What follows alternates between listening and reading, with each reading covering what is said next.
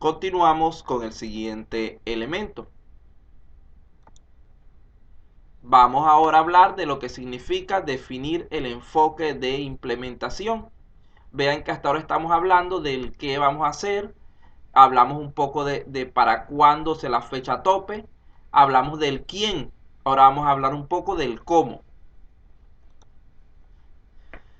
Bueno, apoyándonos en la información que hemos juntado hasta ese momento y en las opiniones de los expertos, ya tenemos una idea bastante clara de lo que necesitamos lograr con el proyecto, del cómo hacerlo y de los pasos del enfoque de implementación.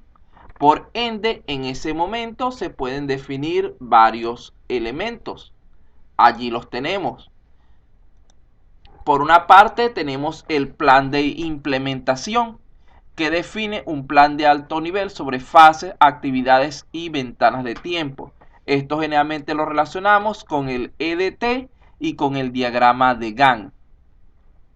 Los puntos de control o hitos que son necesarios para el logro del proyecto, porque son vitales para poder gestionar su buena marcha. Los hitos suelen ser eventos importantes, como por ejemplo el logro de un entregable clave. Vean que en nuestro ejemplo, nuestros hitos eran las fechas del examen. Las dependencias o antecedentes nombran las relaciones que son claves entre elementos del proyecto. Estas son acciones que podrían impactar durante todo el ciclo de vida. Si colocamos mal las dependencias, generalmente el proyecto no nos va a salir bien. Porque si nosotros necesitamos, por ejemplo, la fase 1.5 para empezar la fase 2 y en ningún momento lo establecemos, puede que nos quedemos atorados en un trabajo muerto por no haber cumplido con dicha actividad. El plan de recursos está relacionado con las personas. Es una suma de alto nivel tanto del personal como del equipo y de los materiales involucrados. Generalmente para proyectos de software, repito, si la empresa tiene todas las condiciones de hardware y de plataforma necesaria, simplemente se limita a la parte de personal. Si hay que hacer cambios en dicha plataforma, por ejemplo, hay que instalar una red, hay que adquirir equipos nuevos, hay que montar un failover o alguna cuestión de esas que hemos estudiado, simplemente lo que hacemos es buscar solucionarlo y eso entraría como parte de nuestro proyecto si fue definido así al principio. Si no, hay que replantear un nuevo proyecto.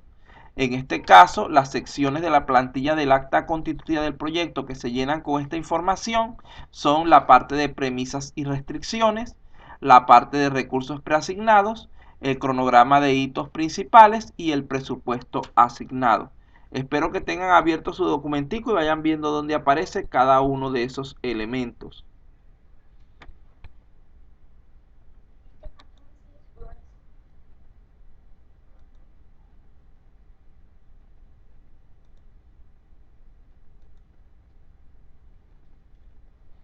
Entonces, la parte número 6 es la relacionada con la lista de peligros y riesgos. Para finalizar la elaboración del acta de proyecto, hay que tener una lista de peligros, problemas, premisas, restricciones relacionadas con el proyecto. Es decir, los posibles conflictos que podemos tener o que estimamos que podrían aparecer en caso de alguna falla de nuestro trabajo y que pudieran afectarnos negativamente. Las premisas también llevan asociados sus riesgos. Por ejemplo, si estas resultaran falsas o no se cumplieran, se convertirían en un riesgo. Recordemos que peligro no es lo mismo que riesgo. Peligro es un problema activo del que digamos que del que no podemos escapar fácilmente. El riesgo es un problema pasivo que se puede prevenir.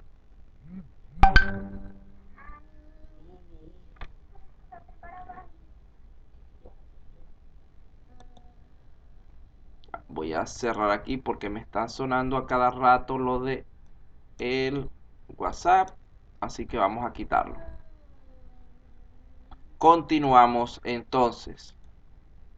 En este paso hay que completar la sección de riesgos iniciales y de alto nivel, así como la de premisas y restricciones de la plantilla de acta de constitución del proyecto. Premisa, ¿qué es? Premisa es simplemente algo que debemos cumplir, una característica que nuestro sistema debería tener sí o sí. Restricciones son limitaciones, bien sea del entorno externo o interna de nuestro proyecto. Y riesgos son todas aquellas amenazas que se nos pueden presentar. Vamos a hablar ahora de factores de riesgo.